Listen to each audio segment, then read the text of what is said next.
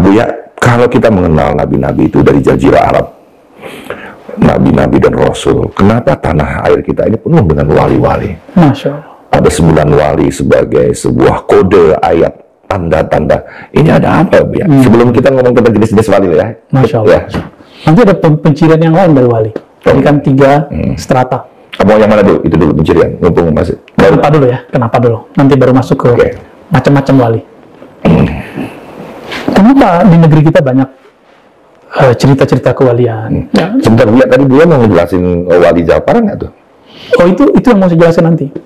Mau dijelasin dulu ya? Iya, saya tadi nungguin tuh. Nah, wali-wali seperti Habib Ja'far, termasuk yang masih hidup ya, itu masuk bukan di 1 dan 2, tapi yang ketiga. Di yang ketiga ini ada wali yang dia salik, dia beramal, berjuang, melawan hawa nafsunya, disebut murid. Karena Allah terima dia, karena dia mampu menekan egonya sampai 0, maka dia menjadi murad. Murid itu yang berkeinginan, berkehendak mengenal Allah. Murad itu yang diundang oleh Allah. Kapan diundang? Itulah kuncinya dalam surat Taha. Hei Musa, fakhla'na alaik, tinggalkan sendalmu. Jangankan jubahmu, sendalmu tinggalkan. Jangankan tongkat-tongkatmu, jangankan gelar-gelarmu, popularitasmu, penyematan nama-nama, gelar-gelar yang orang kasih kepadamu. Sendalmu tinggalkan. Ini makna lain yang disebutkan dulu oleh Imam Qushairi, Imam Sulami, Imam Alusi, termasuk Imam Haqqi, Ismail Haqqi dalam tafsir Ruhul Bayan, Ruhul Ma'ani. Mereka menyebutkan sisi-sisi ini. Jangankan jubah-jubahmu, jangankan tongkat-tongkatmu, popularitasmu, gelarmu, sendalmu tinggalkan. Maka kemarilah, masuklah ke tempat muqaddas yang suci. Jadi ketika kita tanggalkan kedirian kita, di saat itulah awal daripada murad, kewalian. Maka seorang murid tidak akan sampai ke hadirat Allah, sukses mengenal Allah, sampai dia menanggalkan itu. Seorang mahasiswa, kalau dia merasa pintar, dia tidak akan pernah bisa menerima pesan-pesan dari pembimbingnya. Seorang santri tidak akan pernah bermanfaat wejangan-wejangan kiainya sampai dia menanggalkan kepintarannya. Apatah lagi mau jadi wali. Ya, hanya Allah yang boleh mengatakan ana rabbuka, aku. Keakuan itu yang harus dihabiskan. Maka wali-wali ini semua awalnya mereka murad, lalu menjadi murid yang berkehendak, lalu menjadi murad. Biasanya ini kebanyakan ada di jalur tarekat sufi atau ahli-ahli fikih, ahli hadis yang mereka bermujahadah, ahli-ahli akidah yang mereka menanggalkan kepintarannya dan bermujahadah. Imam Abdul Hasan Asy'ari 20 tahun sholat subuhnya dengan wudhu sholat isyanya, berarti beliau tidak tidur. Seperti Imam Sufyan Ats-Tsauri, Imam Salafus Saleh, Abu Hanifah 40 tahun, Imam Malik berpuluh-puluh tahun wudhu isyanya tidak batal, berarti dia tidak tidur. Wirid, zikir, tafakkur, wirid, zikir, tafakkur. Begitulah kemudian sepanjang hidupnya.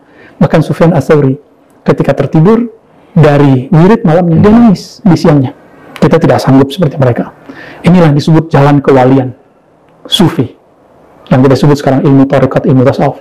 Maka hari ini teman-teman, benarlah kata Imam Qushairi di abad ke-5, penampilan masih seperti penampilan mereka, kemah-kemahnya masih seperti kemah mereka, bahkan kamarnya, hiasannya masih sama seperti hiasan mereka, tetapi permaisurinya bukanlah permaisuri mereka. Penampilan masih penampilan wali, penampilan sufi, tapi nur di dalamnya bukanlah nur kewalian yang dulu diwariskan. Itu di zaman dulu abad ke-5. Apalagi kita. Maka saya tidak merasa pantas jadi wali, Bang Dik. Kecuali Bang Dik, nama anaknya wali. Bapaknya wali. Terus ada yang kedua, wali Allah, kekasih Allah, yang kita sebut dengan wali malamatiyah. Malamatiyah atau mulaniyah. Ini dibuat kaedahnya oleh Imam Suhrawardi, ahli hadis, al-hafiz, al-faqih, murid juga dari Imam Al-Qutub Rabbani, Abdul Qadir Al-Jilani. Apa kata beliau? Saya suka baca kitab beliau karena disusun dengan metode gabungan, ahli hadis, ahli akidah, ahli tasawuf. Indah sekali baca kitabnya, 2 jilid. Apa kata beliau di sana? Malamatiyah itu man la yudminu syarran, yang tidak pernah menyimpan keburukan. Kullu ma siwallah syarr. Segala selain Allah itu buruk, kecuali yang ada nur Allah di dalamnya. Mereka tidak pernah menyimpan sesuatu pun di kalbunya selain Allah. Tetapi la yuzhiru khairan, dia tidak pernah menampilkan kesolehan zahir. Maka wali-wali ini yang diceritakan oleh Imam Mu'tazilah tadi, dan mereka ini lebih misterius daripada wali-wali biasa, lebih dalam, karena dia sanggup menyembunyikan kewaliannya di saat orang-orang euforia dengan pengalaman batinnya, penemuan-penemuan keilmuannya. Dia menahan. Itulah makna yang disebutkan dalam Al-Quran, wastaqim kama umirta. Hai Muhammad, kata Allah, tahan apa yang aku perintahkan kepadamu, sebagaimana engkau diperintahkan. Itulah yang Nabi katakan, syayyabatni hudun wa akhwatuha. Karena surat Hud ini, kata kalimat ini, sabar, tahan, jangan ember, jangan cerita kepada orang yang bukan ahlinya.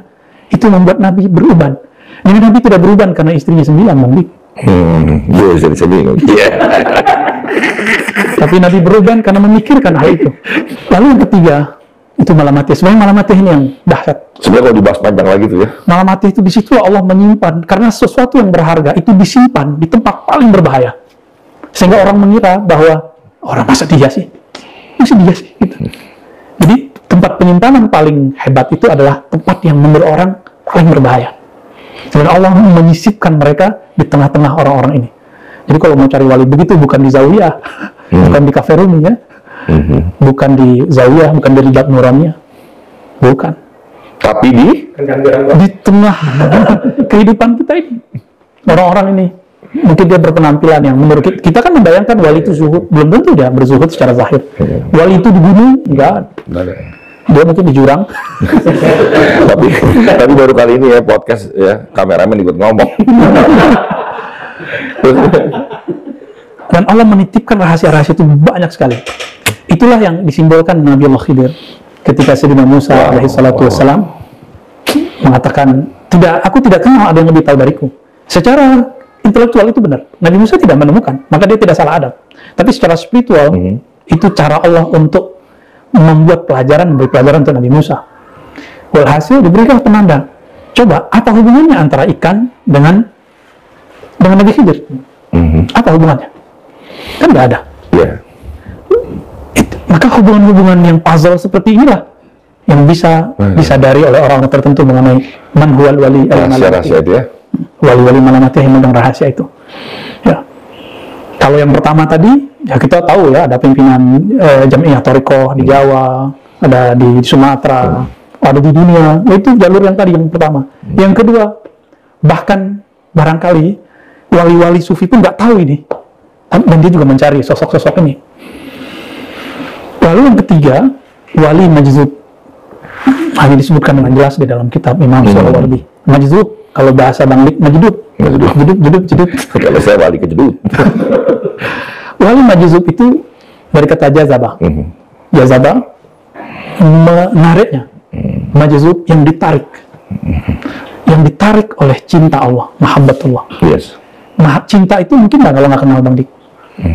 Adakah cinta orang nggak kenal? Ada nggak? Ya karena saling mengenal. Kalau orang lagi kasmaran, perempuan kalau sudah sangat senang sama pasangannya, belum nikah ataupun sudah nikah, itu megang pasangannya seperti nggak mau lepas. Di depan orang dia ingin menunjukkan eksis, ini loh pasangan gua. Kita sebut kasmaran. Maka kalau boleh saya sebut wali majlis itu wali kasmaran, Bang. Wali kasmaran itu ukuran orang biasa nggak normal. Ini sebelum lakinya berani dia pegang-pegang, gitu-gitu. Ditampilkan di depan orang. Makon seperti itu. Nah, wali majzub ini bahkan dia sendiri nggak sadar dia melakukan itu. Tapi batin dia hanya dipenuhi cinta Allah. Diamnya ingat Allah, tidurnya bertemu Allah. Begitulah setiap saat. Namun mereka dalam hukum fikih masuk ke saker. Ya, dan Nabi mengatakan hukum terangkat dari 3 jenis orang. Nomor 3-nya orang yang mabuk hatta yafiq, sampai dia sadar kembali akalnya. Jadi kalau orang ini belum kembali seperti orang biasa, maka dia tidak akan bisa membimbing orang dan tidak dihukumi dalam hukum fikih. Ini wali majzub. Kalau boleh disebut tadi apa? Wali kasmaran. Ya. Mereka tidak bisa jadikan mursyid. Tapi pasti akan banyak yang memanfaatkan Saya akan tanya itu.